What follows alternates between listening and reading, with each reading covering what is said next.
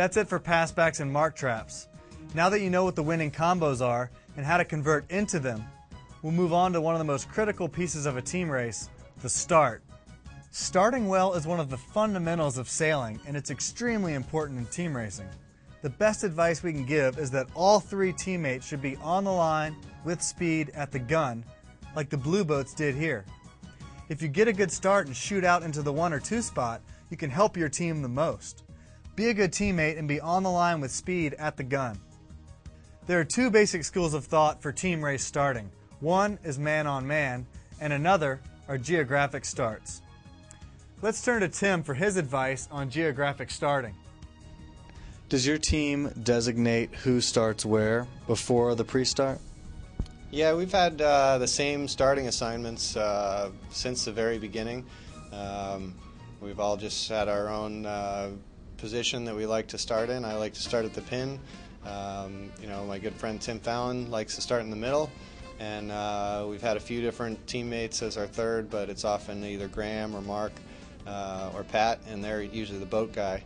And we just get really used to the battles that happen at our different ends of the starting line, and also get used to interacting with each other. So starting at the pin, I'm often interacting with my teammate Timmy, and not seeing the boat guy as much. So we get used to sort of some more complicated plays or situations that might happen with 2 of us working together to try and win the pin end.